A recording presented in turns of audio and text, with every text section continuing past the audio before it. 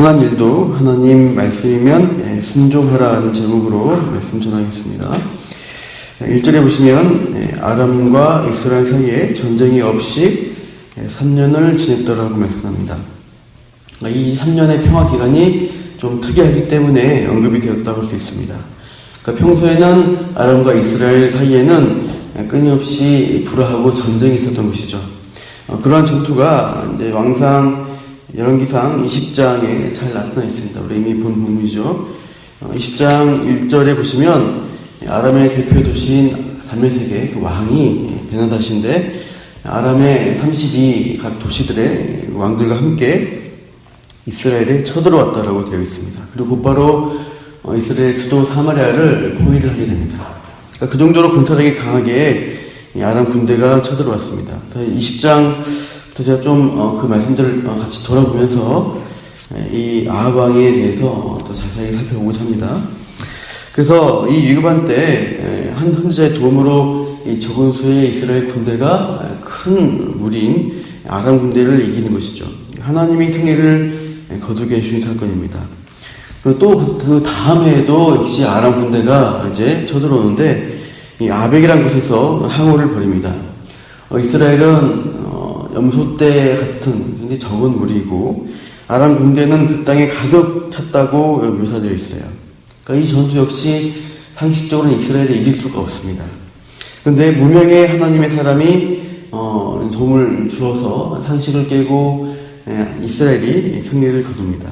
그러니까 이 모든 승리는 이스라엘이 거둘 수 없는 것인데 하나님이 선지자를 통해서 승리하도록 도와주신 것입니다. 그러니까 아합 왕은 그 하나님의 어떤 승리, 이적을 경험을 한 것입니다. 위기 가운데서 하나님을 체험하고 경험한 것인데, 근데 이 아합은 여전히 하나님만 의지하는 신앙으로 돌이키지 못합니다. 여전히 세속적인 관점을 가지고 있어요. 아합은 다른 나라 왕들처럼 승전국의 왕으로서 패전한 그 베나닷 왕과 조약을 맺습니다. 승리자로서의 아량을 베풀고 그 패전국 왕은 단으로 이제 선물을 바치고 또 충성, 동맹 관계를 맺게 되죠. 이렇게 해서 아합은 자신의 세력을 키워가는데 이 방법은 세상적 방법입니다. 세상적 힘을 의지하는 것은 신앙적 관점에선 문제가 됩니다. 우리 앞에 열왕기상 20장 42절 한번 볼까요? 20장 42절 말씀 보시면요. 거기에 좀 이게 문제된다는 말씀이 있죠. 한번 읽어보시죠. 20장 42절입니다. 그가 왕께 아뢰되 여호와의 말씀이 내가 멸하기로 작정한 사람을 내 손으로 놓았은즉 내 목숨은 그의 목숨을 대신하고 내 백성은 그의 백성을 대신하리라 하셨나이다. 베나닷을 하나님이 멸하기로 작정한 사람으로 묘사합니다. 여기서 멸하다는 단어가 히브리 원어로 보면 헤렘이라는 단어입니다. 이 헤렘은 어디서 많이 나오냐면 요수아가 여리고성을 정복할 때 하나님의 명령이 헤렘이었습니다. 성을 진멸하라, 철저히 파괴해서 하나님께 죄악된 도시가 바쳐지도록 하라라는 그 신앙적 행위를 가리키는 게 헤렘입니다. 그러니까 죄를 철저히 심판해서 하나님의 심판과 공의를 드러내는 그 행위를 명하신 거죠. 그런데 아간이 여리고 성의 물건을 몰래 숨겨뒀습니다. 그래서 이 바친 물건을 헤렘된 물건을 취했다고 해서 이스라엘이 하나님께 바쳐진 것입니다. 그래서 이제 그 아이성 그다음 아이성 전투에서 계속 패배하게 됩니다. 여호수아는 이 실패로 자기 백성들을 점검하는 과정에서 아간의 죄를 드러내게 됩니다. 그리고 이제 아간의 모든 것을 이제 여호수아 보시면 헤렘 완전히 진멸하게 되고 그때 이제 이 죄에 대한 철저한 하나님의 심판으로 그 다음부터 이제 승리가 주어지게 돼요. 역시 이 베나닷에 대해서도 그런 헤렘 멸망에 대해서 진멸에 대해서 하나님이 명하셨는데 아합은 어떻게 했어요? 그를 형제라고 부르면서 확신을 하게 됩니다. 그러니까 신앙적으로 행하지 않고 하나님의 원수인 그 믿음 없는 베나닷과 친구하고 동맹을 맺는 것입니다. 아합은 두 번의 전투를 통해서 하나님을 체험했음에도 불구하고 여전히 죄와 짝하고 세속적인 힘을 누리고 의지합니다. 이 일로 하나님은 아합에게 선지자를 보내서 심판을 선언합니다. 베나단의 목숨 값을 아합의 목숨으로 대신하겠다. 42절 말씀처럼 심판이 주어집니다. 근데 이 말씀을 전달하는 과정에서 선지자의 희생이 있게 되죠. 뺨을 치라는데 거절한 그 말씀 거역한, 이해가 안 되겠지만 그 말씀을 거역한 선지자가 사자에게 죽게 됩니다. 그러니까 불순종하는 그 좀 이해되지 않은 말씀을 어겼다고 해서 불순종한 선지자가 심판을 면할 수가 없었죠. 그렇다면 하물며 그렇게 했는데 불경건한 왕이라면 하나님 말씀에 순종하지 않았을 때 어떻게 피할 수 있겠느냐라는 심판의 강력한 메시지가 되는 것이죠. 그리고 이제 21장에서 이 아합이 나봇의 포도밭을 탐내면서 결국 이제 하나님 말씀대로 살아간 나봇을 죽게 합니다. 그리고 그의 포도밭을 강탈하게 되죠. 이 사건은 아합의 중심이 어떠한지를 보여주고 있어요. 그러니까 아합은 하나님의 말씀의 원리대로 살지 않는 존재이고 세상적 힘의 원리로 살아가는 것을 보여줍니다. 탐욕이 있고 그 탐욕을 위해서 그것을 힘으로 뺏겠다. 그런 죄성으로 살아가는 악인의 전형이 보여집니다. 그런데 엘리야의 심판 메시지를 들을 때 아합은 순간 겸비한 모습을 보여줘요. 그러니까 재앙을 해서 그 시대가 아니라 그의 아들의 시대에 내리시겠다는 심판의 유보라는 은혜가 주어집니다. 아합 자신은 참 사람이 좋고 온유한 사람 같습니다. 베나다 신하들은 그를 향해서 인자하다라고 평가했습니다. 그러니까 이제 21장 25절 말씀대로 보면 제일 큰 문제는 아합이 이세벨에게 충동받아서 자신을 파는 것이 문제입니다. 21장 25절 보세요. 보시면 중요한 말씀이죠. 이로부터 아합과 같이 자신을 팔아 여호와 앞에서 악을 행한 자가 없음은 그를 그의 아내 이세벨이 충동하였습니다. 자신은 사람이 좋은데 자꾸 이세벨에게 아내에게 충동돼서 죄의 원리로 살아가는 것이죠. 문제는 자신을 악에게 파는 것입니다. 죄에게 파는 것입니다. 결국에서 하나님 말씀을 불순종한 자리로 계속 행하게 되는 것이 문제라고 할 수 있습니다. 그래서 오늘 본문 22장에서 보시면 또 22장 하반부에 내일 본문이지만 아합은 또다시 아람과 전쟁을 하는데 이번에는 이스라엘이 승리하지 못하고 철저히 패배하고 아합은 말씀대로 심판의 말씀대로 죽게 됩니다. 자기가 죽게 만든 나봇이 죽은 것처럼 그 피를 개가 흘린 것으로 하나님의 심판이 공의를 이루어가는 것을 보여줍니다. 그래서 오늘 본문에 아합이 이 죽음의 길로 가게 되는 과정과 그 원인을 암시하고 있습니다. 3년의 평화기간 지나고 셋째 해에 이스라엘 왕이 이제 다시 길러 라못이라는 곳을 되찾기 위해서 아람 왕과 싸우려고 하는 것이죠. 그때 마침 남유다의 여호사밧 왕이 방문해서 같이 이제 싸우겠냐고 아합 왕이 물어봅니다. 4절 보시면 22장 4절입니다. 여호사밧에게 이르되 당신은 나와 함께 길랏 라못으로 가서 싸우겠느냐? 여호사밧이 이스라엘 왕에게 이르되 나는 당신과 같고 내 백성은 당신의 백성과 같고 내 말들도 당신의 말들과 같으니이다. 이렇게 답합니다.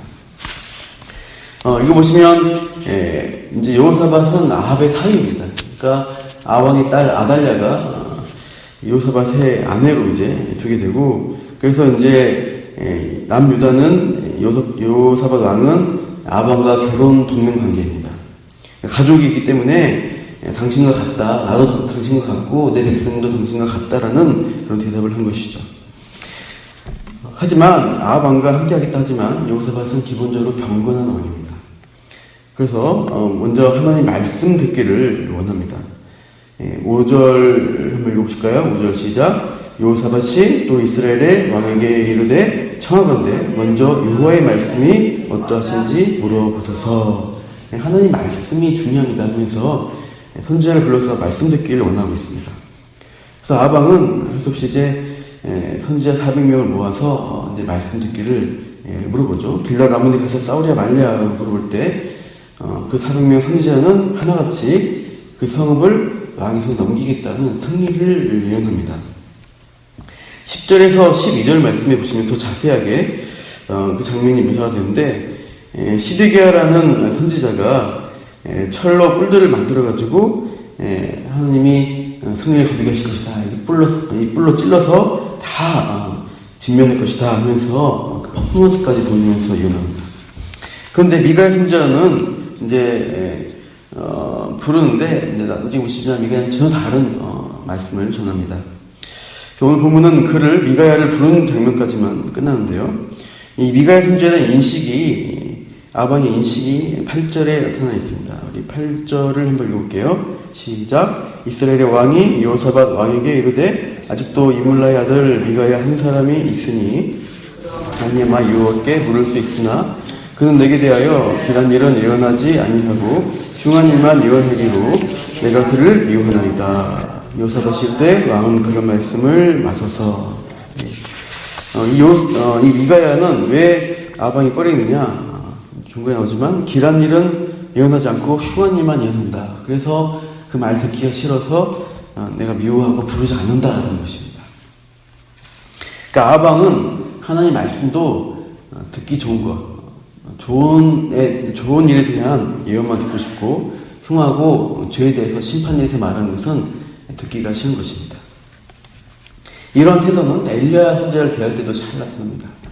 엘리야 선지자가 아방께 제일 처음에 만나서 우상 숭배할 때 3년의 가뭄을 선포하죠. 그때 나중에 이제 3년 뒤에 만나서 엘리야를 향해서 이스라엘을 괴롭게 한 자라고 엘리야를 부릅니다. 그리고 20장에서는 엘리야가 또 와서 심판을 선포할 때 나의 대적자라고 엘리야를 부르고 있습니다. 그렇게 아합은 하나님 말씀에 대해서 좋은 것만 내가 들을 말씀이고 나쁜 것은 하나님 말씀으로 듣지를 않는 것입니다. 그래서 결국은 아방은 좋은 말만 듣고 거짓 선지자의 말만 듣고 가서 결국은 이제 심판 당하는 과정으로 이제 22장이 이런 상이 마치게 됩니다. 우리가 참 이러한 아방의 태도를 볼 때 우리가 하나님 말씀이 어디 있는가를 기준으로 삼아야 됩니다. 그 말씀을 들을 때 내가 듣고 싶은 말, 나에게 좋은 말씀만 듣는다는 것은 그 아까 말했던 하나님의 신앙, 전적인 신앙이 아니라 세상적 힘을 의지하고 탐욕을 따라서 살아가는 죄성입니다. 우리가 하나님 말씀이 주어질 때, 특별히 이 성경의 말씀이 상당수는요, 보게 된 말씀이지만 그 전제는 죄에 대한 심판을 반드시 말씀하고 있습니다. 이 죄에 대한 심판, 죄의 문제를 해결한 다음에야 하나님 복이 주어진다는 것을 성경은 분명히 하고 있습니다. 그래서 우리가 하나님 말씀 앞에 나갈 때 우리가 여전히 죄의 문제가 이제 있잖아요. 또 우리에게 있는 끊지 못하는 어떤 그런 중독이나 습관의 문제가 있습니다. 말씀을 들을 때 그것이 지적되고 또 우리가 걸림이 될 때 그 말씀 앞에 우리가 엎드리고 싸워야 하는 것입니다. 넘겨버리고 그냥 좋은 것만 듣겠다라고 하는 것은 아방의 이 불신앙과 같은 태도입니다. 하나님 말씀을 하지만 실제로 듣지 않는 것이죠. 그리고 오늘 하루를 살아갈 때도 또 앞으로 살아갈 때 하나님 말씀 앞에 진지하게 나아가지고 특별히 우리 마음이 흉하고 어렵게 하는 말씀이 더 우리를 진리로 이끈다는 걸 기억하시고 흉한 말씀에 더 붙들고 들으시고 그 말씀을 위해서 우리가 죄와 싸워나가는 성도의 삶을 살기를 축원합니다. 기도하겠습니다. 하나님, 오늘 우리가 아방의 심판의 과정을 보게 됩니다. 하나님이 끝까지 은혜를 베푸시고 기다리시고 있지만 아방은 여전히 자신 안에 있는 탐욕과 해상적 힘의 원리로 살아갑니다. 죄성을 가지고 살아가게 됩니다. 하나님은 끊임없이 죄에 대해서 지적하시고 선지자를 통해서 심판을 피하라고 회개하라고 말씀하시지만 아방은 자기가 좋은 말씀만 듣기를 원하는 자였습니다. 하나님, 그렇게 살아가는 자들이 결국 하나님의 헤렘의 심판, 진멸의 심판을 피할 수 없다는 사실을 우리가 오늘 보게 됩니다.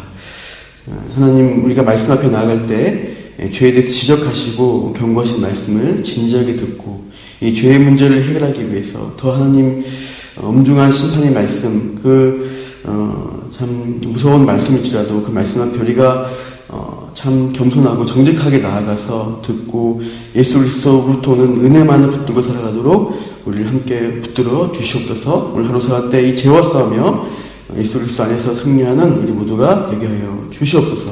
맡겨드리며 예수님 이름으로 기도합니다. 아멘.